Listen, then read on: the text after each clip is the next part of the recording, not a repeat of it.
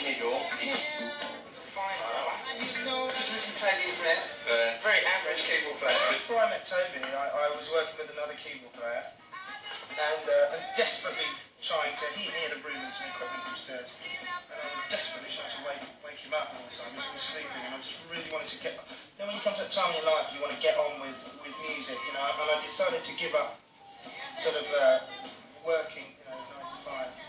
And I just thought I must just go for this now, otherwise it's never going to happen. At that time, I was on the telephones with people, asking them all sorts of weird market research questions. It was incredibly boring. God, what was I talking about? I've gone off the rails already.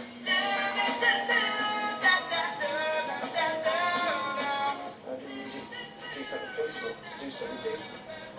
Woo! When we first started, there was a lot of this kind of black, white thing. You know, you're a white guy, and you know, and a lot of the journalists and magazines would say it as well. But they would say, you know, why has Jamiroquai got this chance? You know, why did he get the deal as opposed to black artists who were more talented than him? I Jamiroquai si rivelarono immediatamente degli eccellenti performers, ma agli inizi la strada non fu così facile.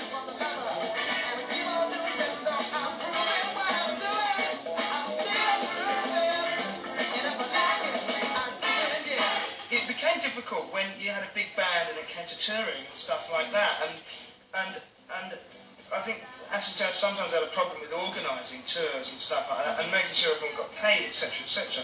And of course, unpaid musicians are angry musicians. So it was. So what did we get paid for the Brits? Well, I actually got. Let's all be nice to each other. Be chilled and calm. Okay, Mr. Smith, give me that riff. Everybody.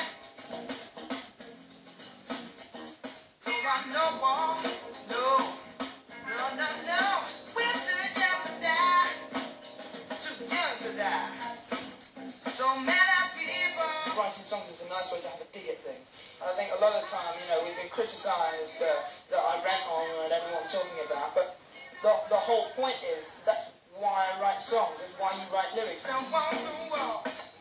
Nonostante le innumerevoli critiche, i Jamiroquai divennero il portavoce della protesta durante la campagna contro l'uccisione di centinaia di balene ad opera dei pescatori delle isole Faroe.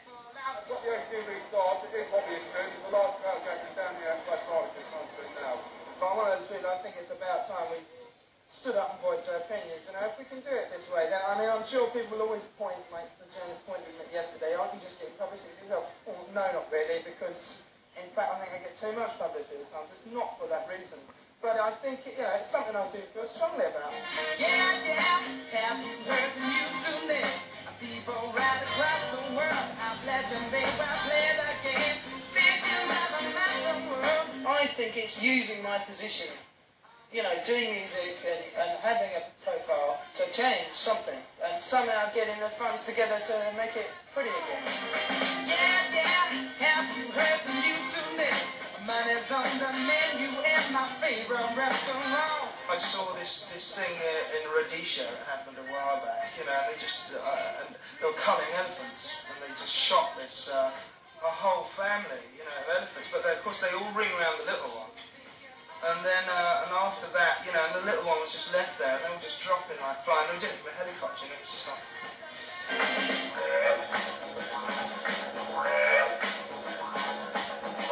Per molti l'impegno sociale della band non era sufficiente. People say to me, why don't you do something? Yeah, well, we're talking about people who've got millions and billions. We're talking about corporations who cause the mess, who want to keep people poor. How are they going to make that money? I mean, how are they going to make that money? They keep people poor.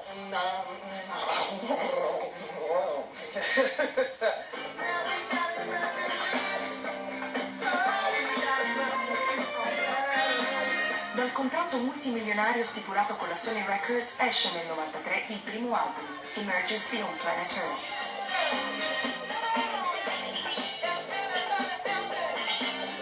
I had a lot of trouble because I got myself ill, and then I cancelled some dates in England. Sorry about that. And I mean, I hate cancelling. You know, I don't cancel unless I am on the deathbed. You can definitely crack up in this game. There's no two ways about it. You can crack up because you are moving. You live out of the suitcase.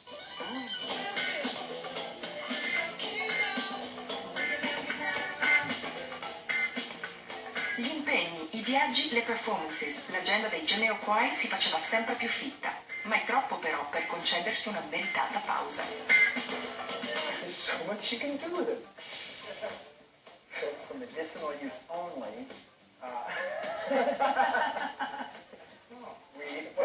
need it, man! I need it! Ah! The policeman apparently turned to the guy and goes, how can we stop this? An ex-addict, and he went, you can't. It's too late. That's right, I've been up for 42 days.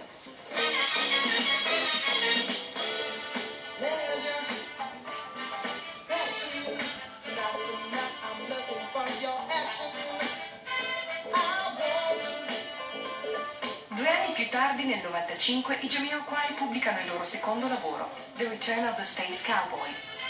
Here's a new album. Here's the new album. Out in a couple of weeks' time.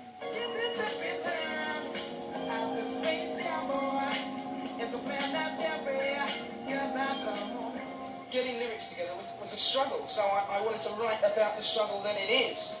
And in a way, you know, I created, which is why it's called The Return of the Space Cowboy, because I just went into orbit, man, and I had to come back. And I still haven't got there yet. I had to return and stop being a space cowboy. Huh? Get it? Yeah, you get it. The last album was, you know, very, and sort of cram it in as much as you can. You know, yeah, we can get some strings in there, you know, and it was it's all a bit manic. And so I think we've learned to just calm down a bit. If you're out boogieing in a club and you're at your peak, or, you know, you've really centered yourself and focused yourself and found your, you know, your inner, you know, you would be, I call it space cowboy, somebody else might call it something else. But then again, in a third sense, I suppose it relates to the legalization of marijuana, which must occur. Uno dei pezzi preferiti da J.K. di quel periodo era Light Years. Per le riprese del video tirò fuori un talento e una passione che aveva fin da bambino, skateboarding. Questa volta però sulla neve. I used to skate, yeah, every day, man. You couldn't get me off it. My mum would say, go and find a job. I'd go, yeah. I was like, can I have a pound, mum? To go and find a job in my skateboard. What's the video about? Well, it's about farming.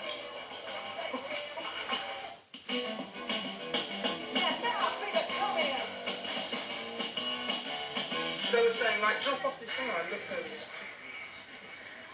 To drop off that. They go, come on, the sun's going. You've got to do it. You've got to do it. And I just went, all right. You know, I went down the hill, just went and landed on my head in the snow. Nearly broke my back, actually. Nearly broke my back. I went over like this, trying to get radical, and landed with my head in the stiff snow. And it wasn't like powdery. So I went upside down. My head went in, but of course the rest of my body went that way. No. So my back's here.